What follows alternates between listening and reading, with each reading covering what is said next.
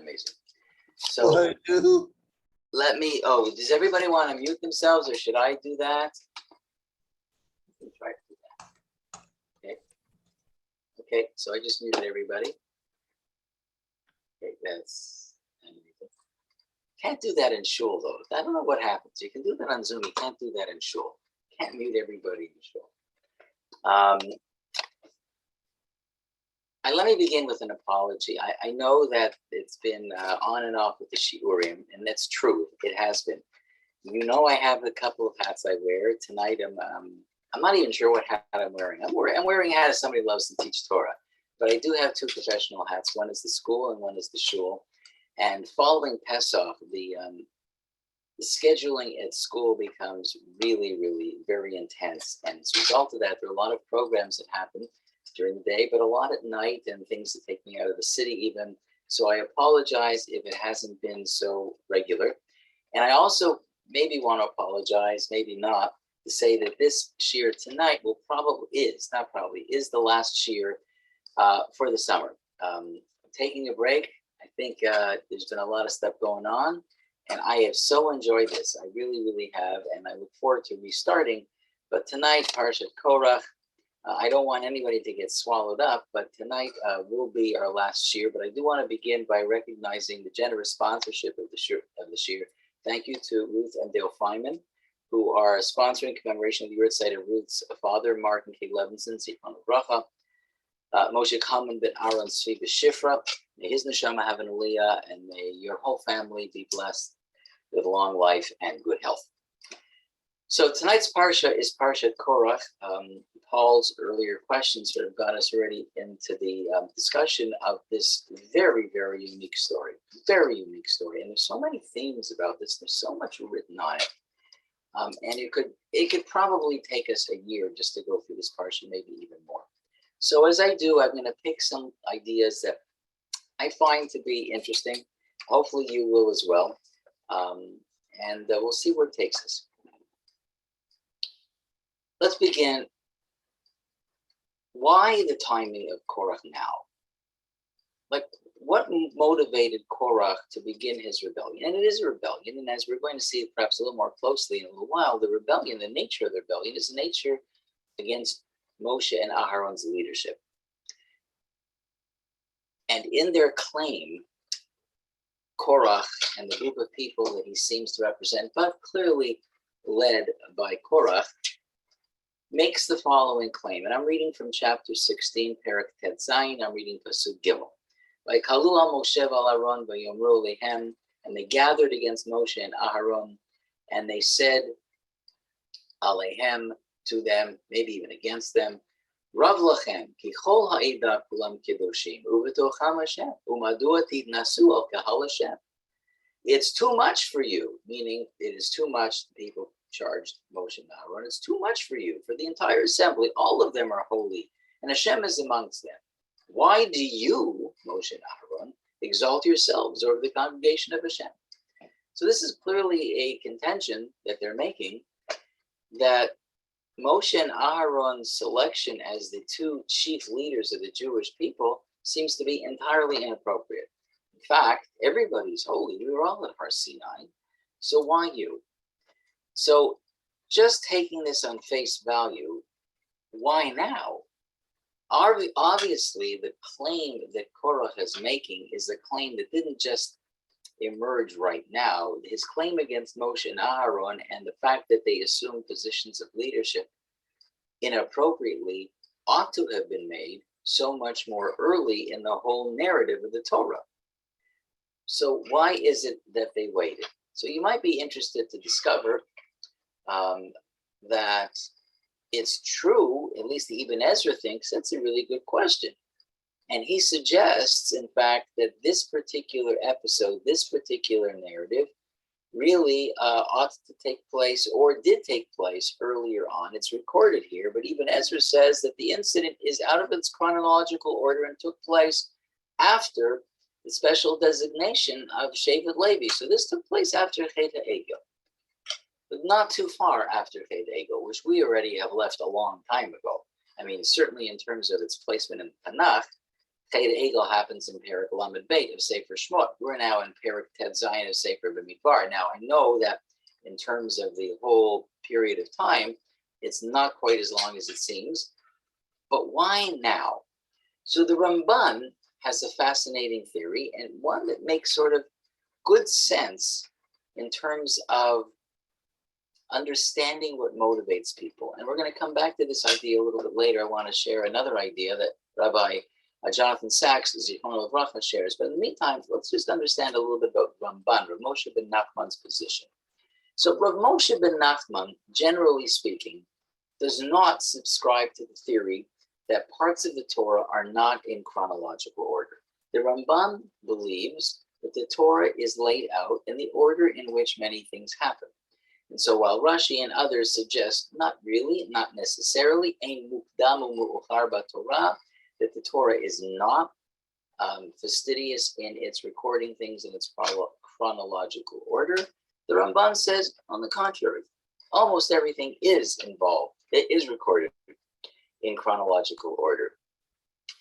And he disagrees, as he often does, with the Ibn Ezra. So according to the Ramban, Korach's resentment of Moshe and Aharon had in fact been simmering for quite a long time. So that's true. It might have started, as Ibn Ezra said earlier on in the narrative, but it doesn't explode onto the scene until right now. It was below the surface. The heat was sort of beginning to bubble. It was happening.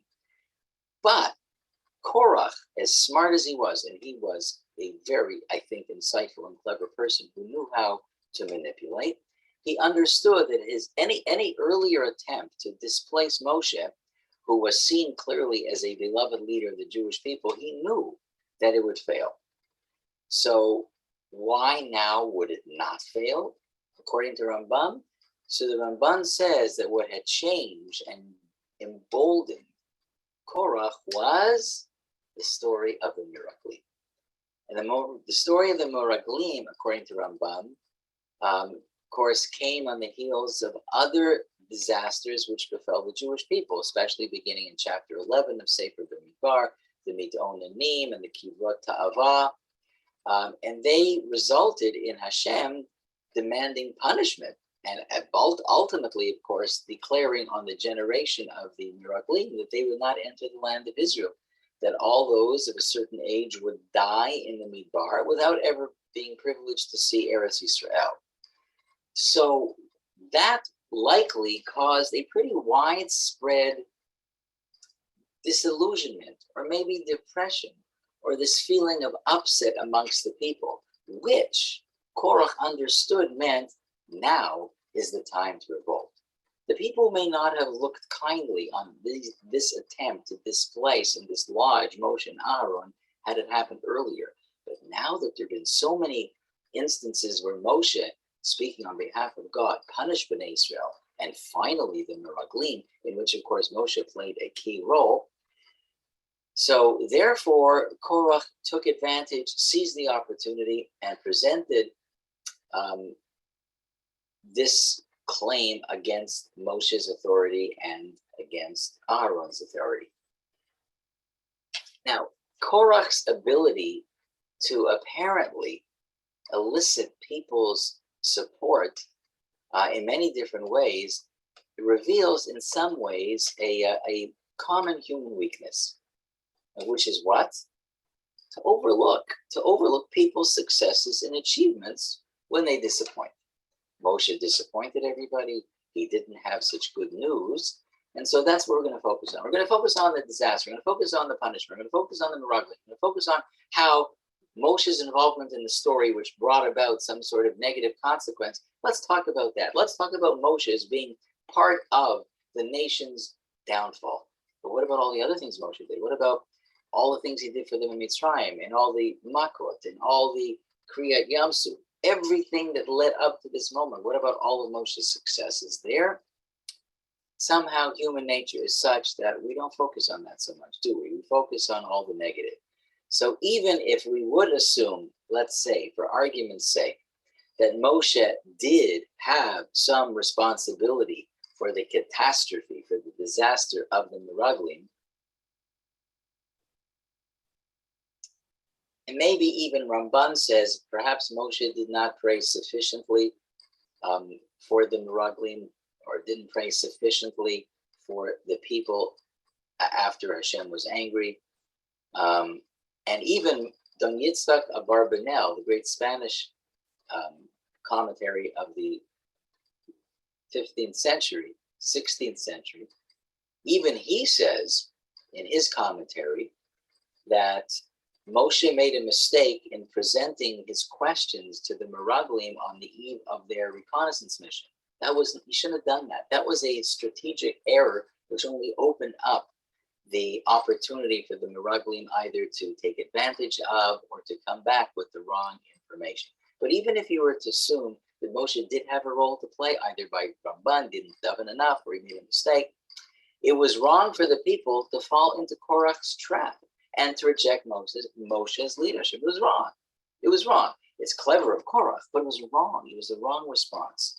And so for the same reasons why Korach's revolt would have failed if it had happened earlier, because Moshe he really did care for the people, it should have failed now.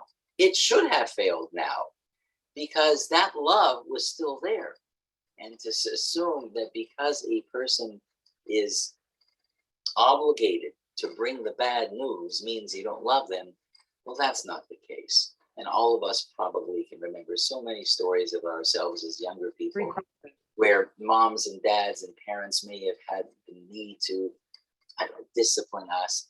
The people should have understood that the man who saved them, who led them, who risked his life in Egypt to bring them out to this place, didn't want them to die in the desert. They didn't see that. They only saw what happened. They were so short-sighted. Rav Asher Brander offers a really interesting comment. He reminds us of something. Da'at zekeni mi ba'alei Tosafot. Ba'alei Tosafot, generally we consider them to be the commentaries to the Torah, to the Gemara, but they also wrote insights on the Chumash. And in the collected insights of Ba'alei Tosafot on the Chumash, they make an interesting idea. They say the following. There's a pasuk in Sefer Shemot. And the pasuk in Sefer Shemot talks about treif meat. That if an animal dies in the field, that's called treifa and the vela, and it's not kosher for us to consume. So what should we do with the meat? So the Torah tells us you throw it to the dogs. Throw it to the dogs. So according to the Da'at Zekeni Mibalei Tosafot, the Torah refers here to an animal belonging to one's herd, meaning the dog, that was responsible. Like shepherds have dogs. And what's the job of the dog? The job of the dog is to protect the herd. But there's a dead animal. There's a dead animal. This animal could have died on its own, or it could have been attacked by some other animal. It could have fallen prey to a predator. So that means that the dog did the job or didn't do the job? Didn't do the job. So why would I be rewarding this dog with fresh meat from an animal in the herd? That sounds counterintuitive. It didn't do its job. It shouldn't be rewarded. It should rather be scolded, punished, whatever it is that the shepherd needs to do to make sure that the dog herds better, the dog watches better. But that's not what the Torah says. And perhaps as that's the Kenya Balei Tosafot, that the message of the fact that we reward the dog, even though the dog failed to do the job it was in a proper manner, maybe that's a lesson that's applied here. The dog failed in its duty on this occasion. Its owner still shows its appreciation. So whether or not you agree with the Da'at Zekeni of Balei Tosafot, that that's the pshat in the pasuk, that when the dead animal give the meat to the dog. Well, that's clear. The Torah talks about giving the meat to the dog. But whether you accept that pshat of the pasuk with the dog and the meat is the pasuk, there may be something connected to Korach's revolt. Korach's revolt is timed, according to the Ramban, because now is the time that the people will be most likely vulnerable to the negativity of Korach. But we must award people for the successes and for the good work, even if there are times that they seem to slip. So even if you believe, as the Barbanel said, that Moshe Rabbeinu shouldn't have given those questions, and even if you believe that Moshe didn't daven deeply enough, fast enough, strong enough for Klal Yisrael, so he had a role to play, but that's only one small diminishment of what he's done over all the years prior. And so therefore, just like the dog deserves the credit, lahavdil elef havdalos, so too people need to be given the credit for the work that they've done, even if they slipped. And this must be our attitude toward the people in our lives who deserve appreciation. We have to remember that gratitude is owed to people, despite the mishaps and the mistakes that perhaps inevitably happen, and that perfection can never be a precondition for appreciation. So that's sort of like a side point to the Korach story. But Korach was a brilliant, brilliant strategist. So I just want to talk a little bit about what it is that Korach did, or how did he get everybody to buy in to his rebellion? Like what would convince everybody? So I'm going to read you a short midrash. It's taken from Midrash Rabbah on Sefer B'Midbar, and it basically offers a lot of different ideas, but there's one that I'm going to share with you now that it's interesting. So Korach went around, he assembled people together, and he needed to pitch his plan. So what is it that he could have pitched that would have resonated positively with the people? So according to many, well, there are many different opinions, so I'm just going to read this one.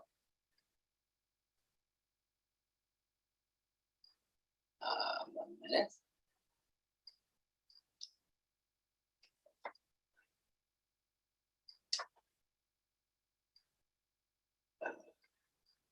Now I just can't find it. 1 second. Okay. V'ota sha'a Amar Rabbi Levi said, V'ota sha'a kines Korach adato v'amar lehem. At that moment, Korach collected the whole group that he was able to sort of put together, 250 people, and he said to them, Here beitim, and he said to Moshe and Aharon, in the presence of the 250 people, Here beitim aleinu masoy yoter mishibud Mitzrayim.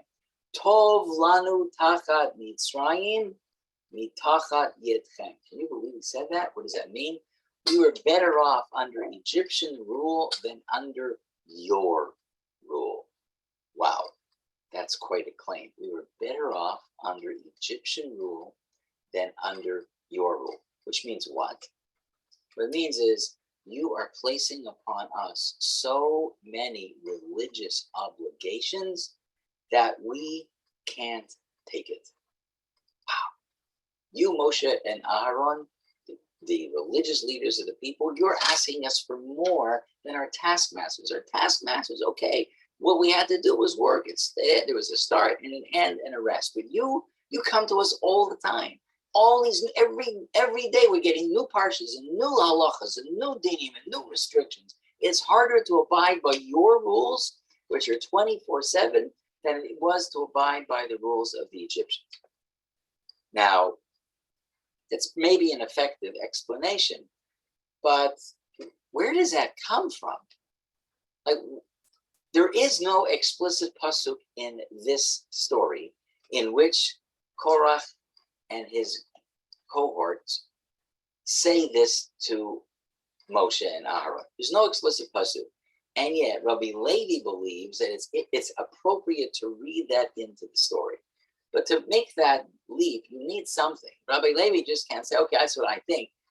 The traditional rabbinic lens always looks for some sort of connection to the psukim, to the words, and not simply says, well, you know what, I'm going to come up with an idea out of left field and I'm going to make it up.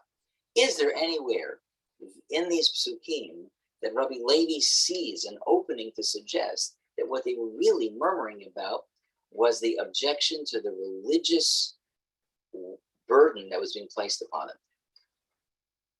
The Yalkut Yehuda, whose I quoted a lot, Yehuda Leib Ginsburg, originally from Lithuania, settled in Denver, Colorado, wrote this very creative, I think, commentary to the Torah.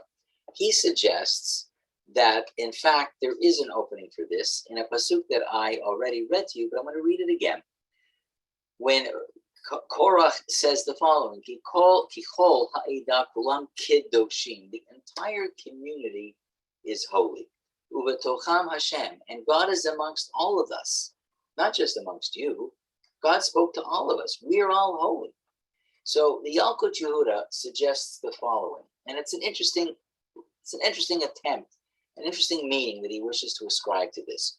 So the words in, I guess, the simplest and most plain context means that all of Bnei Israel are holy, and they don't need any religious leadership. We're all holy. We don't need you to lead us, because we were all at Har Sinai. God spoke to all of us. So I don't need you, Aaron, I don't need you, Moshe, to be our religious or spiritual leaders, because all of us had a religious experience that elevated us, and we don't need leaders. But the Midrash, Rabbi Levi's Midrash, however, I think it understands this to mean slightly different, that when it says sacred, it doesn't only mean we're holy, it means we don't need the mitzvot. What's the purpose of mitzvot? The ultimate purpose of mitzvot is to elevate us. So from Korach's perspective, the mitzvot would be necessarily only for a lowly, a decadent people who had to be disciplined, who had to be restrained. Maybe like an adolescent, who needs a little bit of discipline and a little bit of channeling of that energy so they mature in the proper path. But Korach is saying, that's not us. We don't need this. We are already at a certain level. And the fact that you and Moshe and Aaron believe that we need all these restrictions, that's crazy. We don't need that. You are giving us things that the Egyptians didn't need to give us. And we don't need it either. We can manage on our own. We have reached that level of maturity and that level of holiness. And I just want to share this idea with you about this claim, that we don't need so many mitzvot. We don't need it. That maybe we already have the big ideas, that we really don't need the minutia of halacha, that as long as we are open to and cognizant of the big ethical thrusts or the big ideas, then it doesn't matter. As long as, for example, you understand the role of Shabbos in our lives, does it really matter how to make a cup of tea on Shabbos? As long as you recognize the idea that celebrating the holiday of freedom called Pesach is what Pesach is about, does it really matter whether water and the flour are together for 18 minutes or 20 minutes or 17? Does it really matter? As long as the major idea is up front and foremost in your mind, then all these little halachic minutiae don't play a part. Between Mincha Mariv at Shul and usually, and often on Mincha, on Shabbos, when we finish a section of learning, somebody in the Shul, often the rabbi, makes the following statement. Rabbi Hanania ben Akashya Omer, Rabbi Hanania ben Akashya states, Ratzaha Kadosh Baruch Hu lezakoti Yisrael. Hashem wanted to bring merit to the Jewish people. Lefichach, therefore, Hirbah lahem Torah mitzvot. Therefore, Hashem did not decrease the load of mitzvot upon the Jewish people. No, He increased it. Hirbah lahem Torah mitzvot. Shenamar Hashem chavetz laman zikro yagdil Torah v'yadir. What's the theory behind what Rabbi Hanania ben Akashya is saying? Is that this is a push against the Kulam Kedoshim theory of this explanation of the Yalkut Yehuda.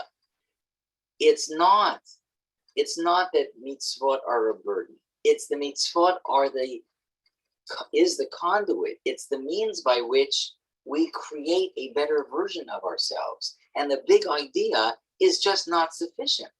So Korach is pushing back.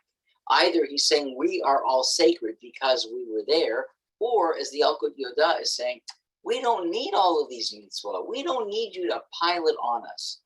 Our response, the traditional Jewish response, is I embrace that which improves me as a human being.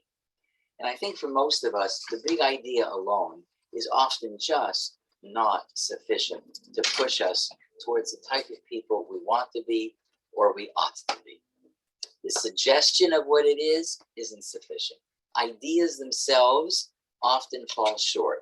And that's why mitzvot are so significant. It's the action. It's the repeated action. It's the performance and the observance, which ultimately has its impact on our psyche, on our neshama. And that's what, says Yalkut Yehuda, Moshe Rabbeinu may be pushing back against. His claim may resonate amongst those who don't want mitzvah, but the truth is, of course, we need them. Okay.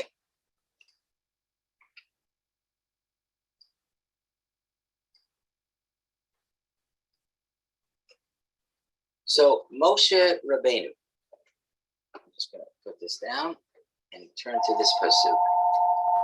Sorry about that phone ringing. Moshe realizes that a response is absolutely required. Everybody's watching, everybody's listening, and this in some ways is a showdown. You know, this is like the shootout at the corral. Somebody's going to have to come out here a winner, and somebody has to come out here, unfortunately, as a loser. And so Moshe Rabbeinu suggests the following as a test, and the outcome of the test should be seen as a arbitrator. Whoever passes this test, the right is with him. So zotasu kichulachem machtot Korach v'chol adato. Moshe says, take for yourself fire pans, Korach and his entire assembly, 250 fire pans. Utnu vehen eish v'simu aleihen ketoret lifnei Hashem machar, v'haya ha'ish asher yivchar Hashem hu hakadosh rav lachem b'nei Levi. Translated, interpretation. So take for yourself fire pans and put fire in them and place incense upon them. Hashem placed incense upon them before Hashem tomorrow. Then the man whom Hashem will choose, he is the Holy One. Hashem is going to choose, and then everybody will see, and then there won't be any more disagreement. We'll see who Hashem chooses as his leader. And then the whole claim ought to go away.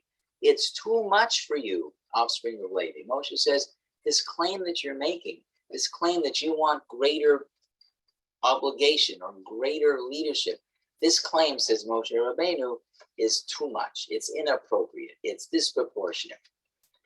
So this is too much, sons of Levi. And so many different explanations have been given as to what this phrase means. Rav lachem.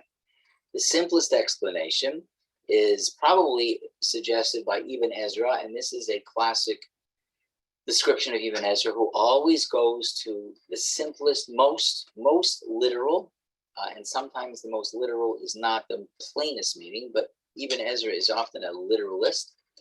And he notes that Moshe notes the privilege granted to the protesters to serve as Levi. Okay? So in the next pasuk, Moshe says to his opponents, is it not, and I'm going to read in a second, is it not enough for you that Hashem has distinguished you from the rest of the Israelite congregation? Let's read it in the Hebrew. Vayomer Moshe, no, reading the wrong pasuk. Yeah. Vayomer Moshe Korach Shimuna b'nei Levi hama'at mikem. Is it such a small thing for you? Ki avdil Elokei Yisrael etchem mi'adat Yisrael la'akriv etchem elav. You've been chosen. You've been selected. Why are you downplaying the privilege that you've been given? Why are you arguing? It doesn't make sense. You've already been given an elevated position within the community of Israel. Everybody knows that. We know that the Leviim have jobs. In fact, we just read not too long ago that they have jobs about erecting and disassembling and carrying all the kelim of the Mishkan. So why are you asking for more? You've already been given a special job. So it seems that the phrase Rav Lachem B'nei Levi is an introduction to this pasuk. It's too much. I don't understand. You already have all these things granted to you. So there's no reason for you to crave to want to be the Kohen Gadol. You already have more than most of us. So there's the Gemara Masechet Sota, Daf Yud Gimel. And the Gemara Masechet Sota actually thinks that Moshe did something wrong here. Moshe did something wrong here? Isn't this the story about Korach and all those people? So why is the Gemara turning to Moshe and saying, Moshe may have done something wrong? So the Gemara notes that Hashem would, in a later part in the Chumash, in Sefer Devarim, in Perek Gimel, Hashem is going to reject Moshe's continued pleas. Now, you know that Moshe, of course, was not allowed to enter Eretz Yisrael. And he pled and he pleaded and he pleaded with Hashem to let him into Eretz Yisrael. But in Sefer Devarim, when Hashem tells him to stop, Hashem introduces the pasuk by saying, Rav Lach, enough already. It's too much, stop. Rav Lach.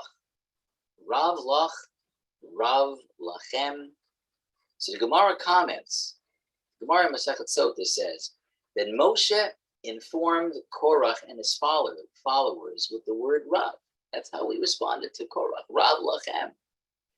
And he was informed by Hashem himself using the same word. That's not what Gemara is doing. Gemara is saying Hashem, when trying to rebut Moshe's claims and pleadings, he uses the same word that Moshe used to rebut Korach's claim. Rav Lachem, Moshe says to Korach and his group, and Hashem says to Moshe, Rav Lach. So the Gemara is making a very clear statement here that it's like a parallel. But are they really parallel? Is what Hashem said to Moshe a rebuke to Moshe? The Gemara says yes. Well, the precise association between Moshe's response to Korach's revolt and Hashem's response to Moshe's pleadings seems still a little bit unclear. Like, why would we want to draw a parallel? They don't even seem to be remotely similar. But the Gemara makes that a connection. It's there. I can't change the Gemara, but I have to understand then what Gemara is trying to imply. What's Gemara want me to infer?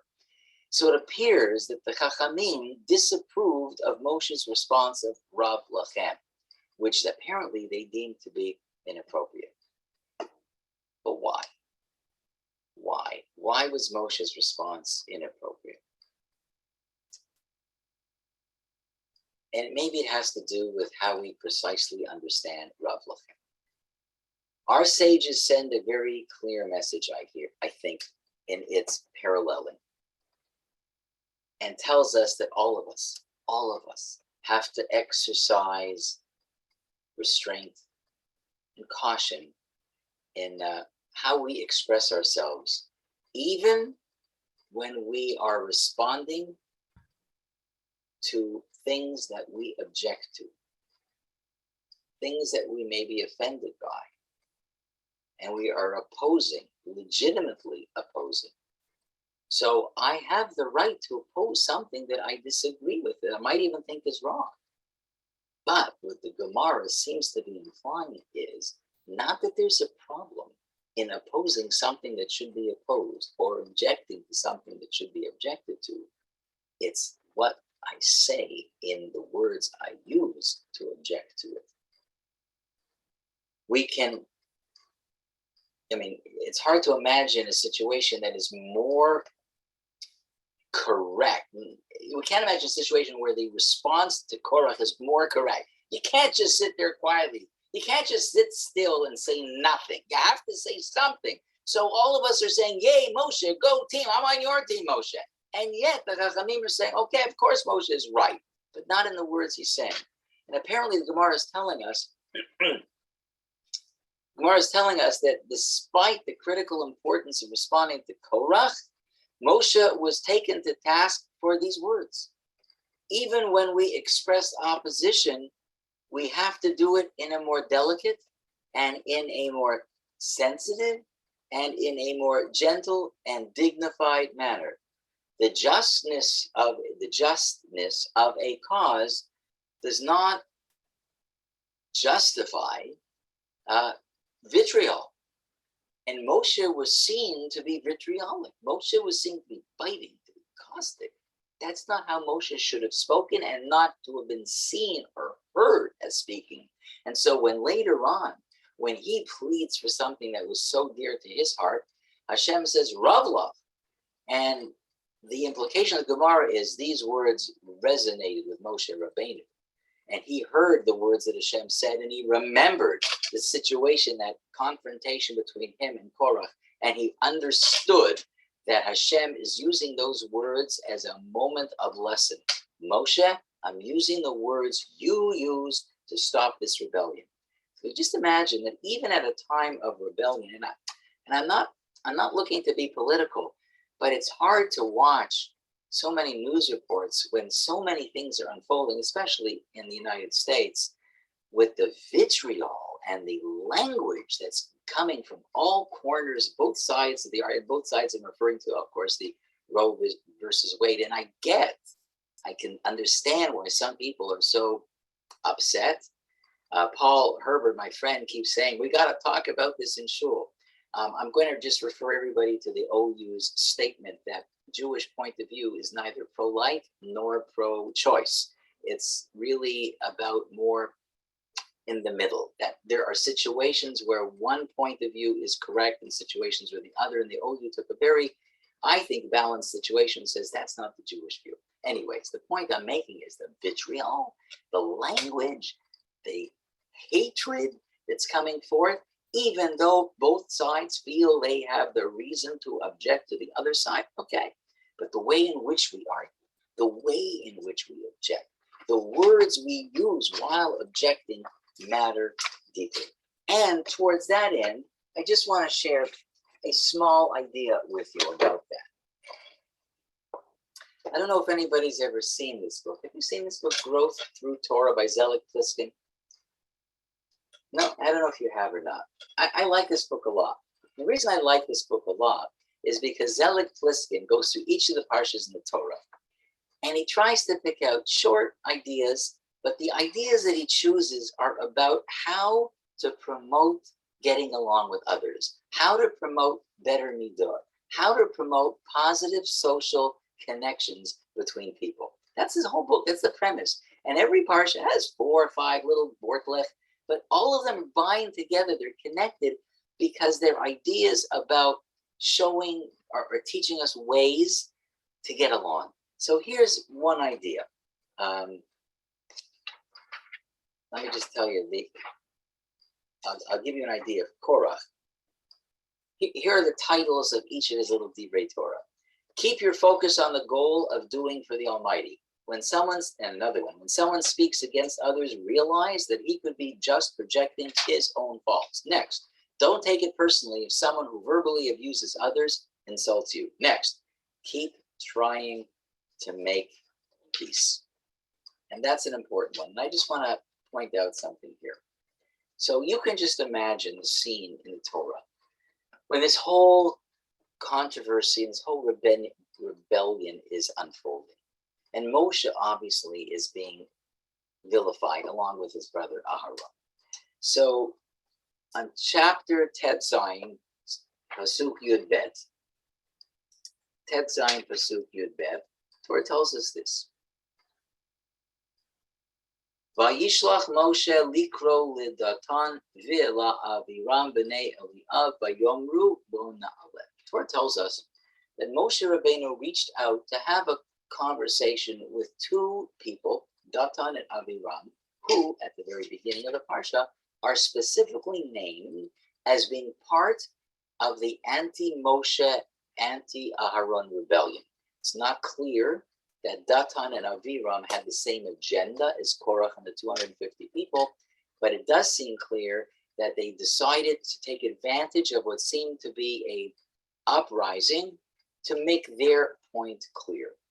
And so Moshe Rabbeinu invites Datan and Aviram to come and to talk. Let's talk this through. Moshe Rabbeinu, who's been explicitly named as behaving inappropriately, Moshe Rabbeinu, and Moshe Rabbeinu extends an invitation to Datan and Aviram, let's have a conversation.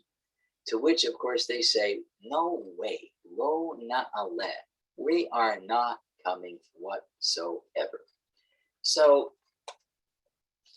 the lesson, according to Rabbi Pliskin, is, the Gemara in Masechet Sanhedrin quotes Rashi, who says that one should not keep up a quarrel, not to be machzik in a machloket. One should do whatever you can to end machlokas. Machlokas is a terrible, terrible, I don't know what the word is. It's a sickness, it's a condition, it's a misperception. Whatever it is, whatever we can do to end it ought to be done. And Moshe took the initiative to go after them to make peace. One of the great Hasidic masters, Rabbi Yitzchak of Vorki, made an interesting comment. He says the Chachamim said there is no chazaka in a quarrel. What does that mean?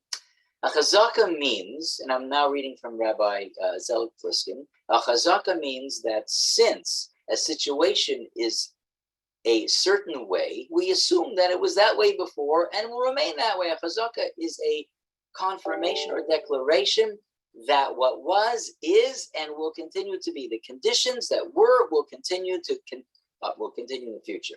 When it comes to this, says Rabbi Vorki, it says Rabbi Yitzchak Vorki, the sages said there is no chazaka in a quarrel. Meaning, if you try to make peace when there is a quarrel, never say that since you have already tried and have not been successful, it'll be impossible for you to make peace. Don't say it. Don't think that. You never, ever know. Even if you've not been successful in the past, there's always the possibility that you'll be able to make peace now. So if anything we learn from the story of Korach, maybe one idea, we're all going to get into machlokes. We're all. That's just the nature of humankind, not even Jewish people.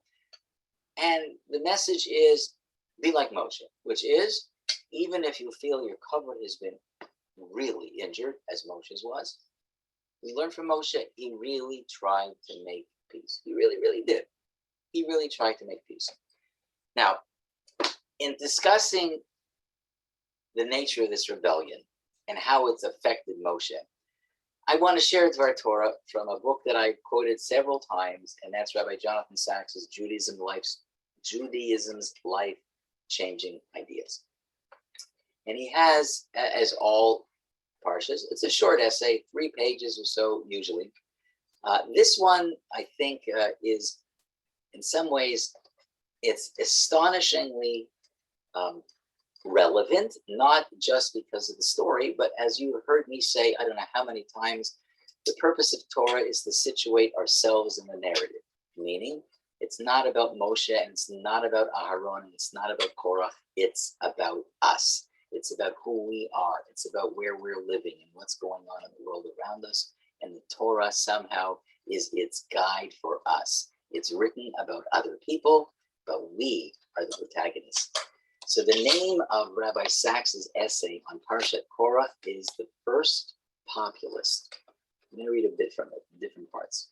The story of Korach has much to teach us about one of the most disturbing phenomena of our time, the rise of populism in contemporary politics. Korach was a populist, one of the first in recorded history, and populism has re-emerged in the West as it did in the 1930s, posing great danger to the future of freedom. Well, populism is the politics of anger.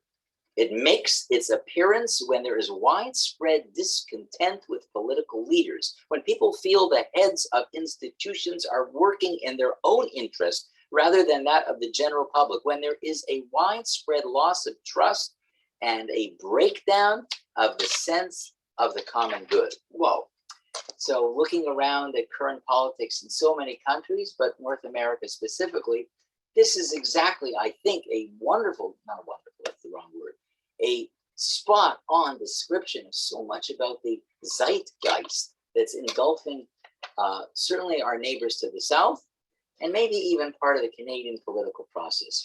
People come to feel that the distribution of rewards is unfair. A few gain disproportionately and the many stay static or lose. There's also a feeling that the country they once knew has been taken away from them, whether because of an undermining of traditional values or because of large-scale immigration. Most blatant, I'm skipping now. Most blatant is the post-truth claim of Datan V'Aviram, who claimed that, I didn't read this, but this is a quote, this is the verse.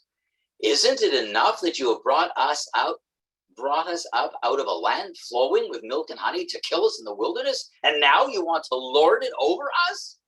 This is the most callous speech in the Torah. It combines false nostalgia for Egypt, which the Datan and Aviram called a land flowing with milk and honey. Can you believe that? Egypt, they call flowing with milk and honey.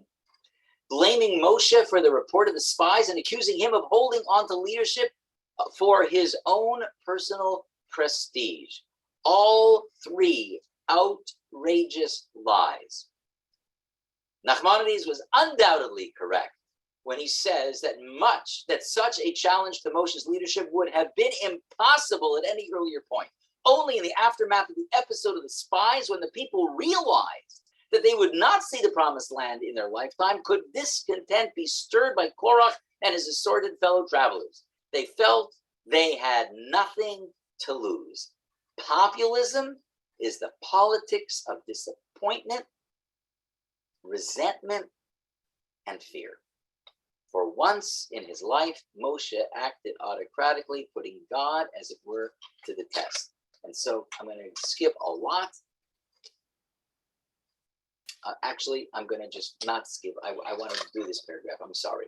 What matters in Judaism is why the argument was undertaken and how it was conducted. An argument not for the sake of heaven is one that is undertaken for the sake of victory. An argument for the sake of heaven is undertaken for the sake of truth. When the aim is victory, as it was in the case of Korach, both sides are diminished. Korach died and Moshe's authority was tarnished. But when the aim is truth, both sides gain. To be defeated by the truth is the only defeat that is also a victory. As Rav Shimshon Amsoni said, just as I received reward for the exposition, so I will receive reward for the detraction. And so now I'm going to skip to the very end of this short, but I think impactful essay. Rabbi Sachs writes, hence the life-changing idea. If you seek to learn, grow, pursue truth, and find freedom, seek places that welcome argument and respect dissenting views, stay far from people, places, and political parties that don't. Though they claim to be friends of the people, they are in fact the enemies of freedom. Wow. And that, says Rabbi Sachs, is the lesson of Parshat Korach. So while it may take the shape of being an ancient biblical text, it's hard to imagine a more contemporary insight than that. And at least from where I sit, I think that so much of what seems to be transpiring and unfolding in modern society, political society, seems to be, I guess, properly described by Rabbi Sachs as being discouraging. The woke culture, the in some ways, the tyranny of the right, the tyranny of the left.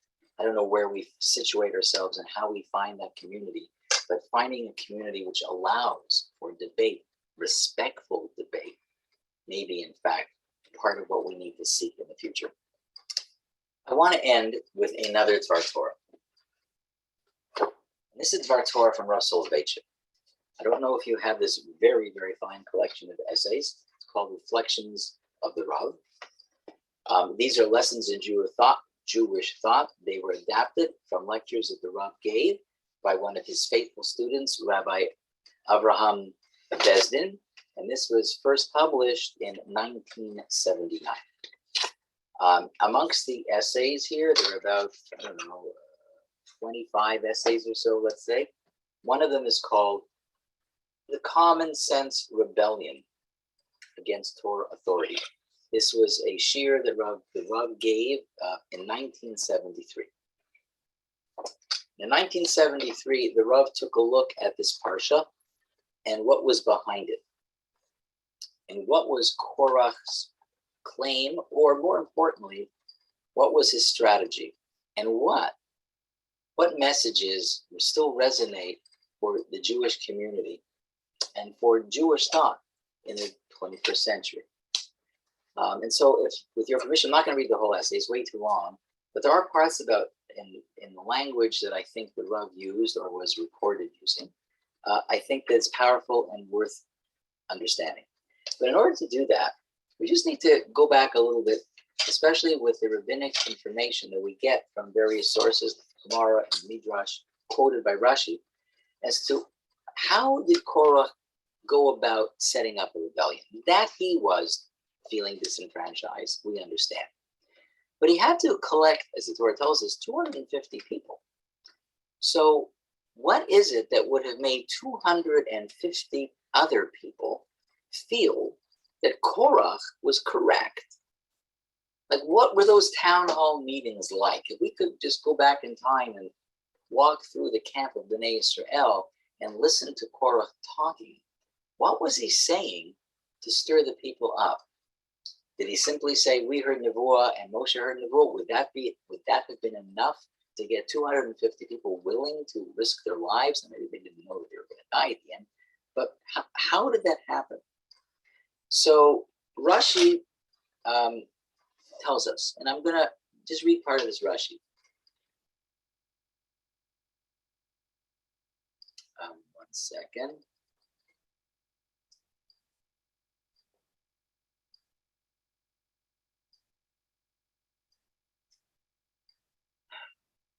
Okay, Rashi tells us the following, that Korach gave each one of these people an entirely blue garment. Now, he gave them a blue garment. Hilbishan talitot shekulan tchelet. They're all tchelet. Ba'u va'amdu lifnei Moshe. And this huge group, 250 people, led by Korach, all dressed in beautiful tchelet, stood before Moshe.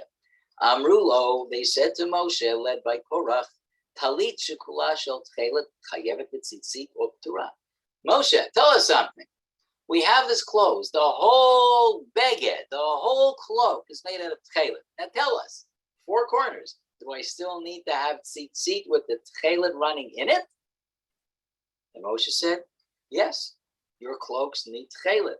They started laughing. They laughed and mocked him. They mocked Moshe. Efshar talit shel min acher. Wait a second, this doesn't make any sense, Moshe. Think about what you're telling us. So if I'm wearing a beged, a cloak made out of other material, not tchelet, one little strand of tchelet on that tzitzit is enough to fulfill the mitzvah. Zo shekulat tchelet lo tiftor et atzma. Now the whole cloak, the whole beged is made out of tchelet. So why do I need one string? The string is unnecessary because the whole cloak is tchelet. And they laughed at Moshe. They laughed at him. What was the basis of this? And the Rabbi explains it in his beautiful language. What was it? What was Korach trying to do? What was the underlying principle, what was the underlying strategy that Korach implemented? And the Rav says, what was it? Common sense. It was a common sense rebellion. They all claim, Moshe, this doesn't make sense. Common sense would tell us that if one techelet, one string of techelet, fulfills the obligation on a piece of clothing that isn't techelet, then if the whole beged is techelet, I don't need that one little string. The mitzvah is unnecessary. The mitzvah is irrelevant because that's what common sense tells us. Korach's appeal to common sense in Judaism was basically a claim that only da'at, and what is da'at? So the Rav says da'at, is intelligence. All you need is basic intelligence to direct and answer your questions about leading a proper Jewish life. You don't need chokhmah. You don't need the ability to analyze. You don't need the application. You just need the intelligence. He conceded that the legal aspects of halakha require expertise, technical and academic, but he, Korach, maintained that there is also a psychological and emotional aspect in the practice of halakha and the observance of mitzvot. In judging the utility, relevance, and beneficial effects of the mitzvot, all intelligent people are qualified to render judgment on the basis of close and informed observation. For this aspect, he argued, common sense, human experience, and basic judgment are the criteria.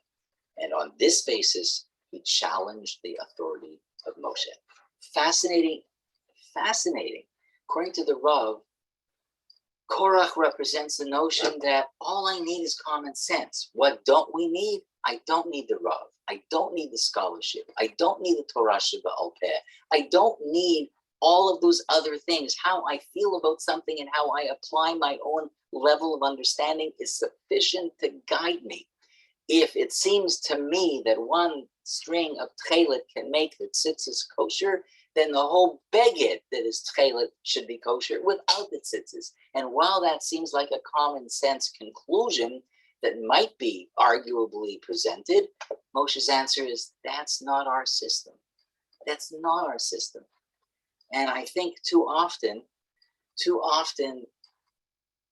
we don't want to buy in, or we are reluctant, or it's hard sometimes to buy into the halachic system that is not always consistent with our personal views of common sense. We were given this extraordinary gift by Hashem of the Torah, where he revealed wisdom to us through a method. The method, of course, is the Torah Sheba'al Peh, which is the Masorah of the teacher and the student, and the intricacies of that process. To sit and to do this on your own, to just Google what's the answer to the question, to do whatever reading we do on our own, and I'm not dissuading you for studying Torah at home. I'm not. I promise I'm not. But that's not enough. It may be necessary, but it's definitely not sufficient.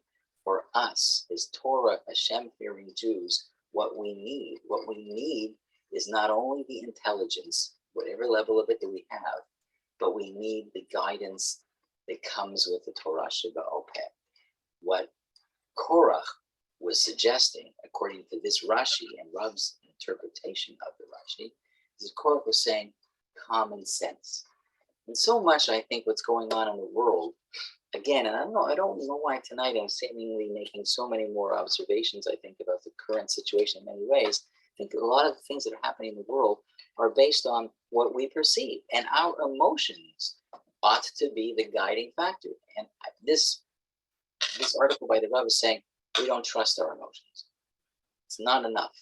And I'm not saying not to feel, and I'm not saying we shouldn't have feelings about certain things, but as the sole guide to define what is the correct path to behavior, it's not enough. Korach thought it was. Moshe understood it wasn't. And so while this story, this ancient story of Korach and 250 people that took place in the desert for a very short period of time between Yetziat Mitzrayim and entering Israel, sounds like it's an ancient story and it's gone. They're gone. They're gone, and it's only about a desert. It's not true. It's not about them. It's, as I said, it's about us and how we understand our role in the unfolding drama of our lives under the guidance of our Torah. I want to thank you all for being here tonight and all the other nights that you came.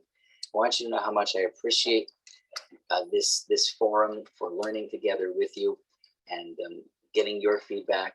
It means a lot to me, and I don't take it for granted, and I just want to express my appreciation. I'm happy for you to unmute yourselves. I do have to remind you, I'm going to have to run off the shul for 8:50 mincha.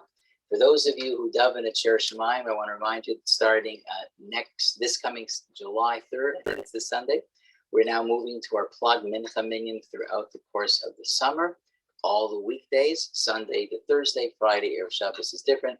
Keep looking at your shul bulletin for times. And if you're not a member of Shiur Shemaim, wherever you daven, I hope you daven with Kavanah, and may Hashem's blessings go with you wherever you are. So please, if you want to unmute yourselves, I'm happy to sort of hear your thoughts and your comments, but I will have to go in about 10 minutes or so. Can you unmute? Thank you, Rabbi. Oh, good. I'm hearing some things. Hi, Sharon. Nice to see you. Oops. What happened? Can I ask a question? Okay, please. Can you? I can hear you. One thing I'm still left with. Where does this leave Moses and his disappointment in how all his leadership and devotion failed in the end? So I don't know if it failed in the end, but it wasn't easy. But, Sharon, I'm going to tell you something. I think it leaves Moshe disappointed, just like you said. And the truth of the matter is, although there's no study about this, but I believe that almost all leaders have that feeling. I don't think any relationship between a leader and the group that he's leading is always positive. There's always going to be strife. There's always going to be disagreement. There's always going to be tension. The greatness of leaders, I think, is in that their willingness to take upon themselves this mantle, as challenging as it is. And how lucky are we, the Jewish people, that we have people like that. And when I say leaders, I don't really only mean political leaders. I think we're so lucky. And I know this is going to sound a little self-serving, although I promise it's not, that there are young men and women who want to be religious teachers, and that are willing to do that. Because as I can say, it's not always easy to get up and to speak. Not because the speaking is hard, but sometimes the messages are hard, and not everybody expresses the feelings in a positive way. I have friends, colleagues who have left Rabbanus. They no longer want to serve as rabbis of communities. It's that they've had it. It's too hard. While I'm speaking specifically about the Orthodox tradition, those of you who have been keeping reading about what's going on in the communities of conservative and Reform Jews, specifically conservative communities, JTS has indicated that they may not have enough rabbinic candidates to staff all of the communities in the United States. They may not have enough rabbis to assume positions in the various communities. Well, that's not healthy. That's not good. That's not good. It's like the expression, my brother became a rabbi, and we often heard, that's not a job for a good Jewish boy. Yep, it's not. And another thing comes to mind.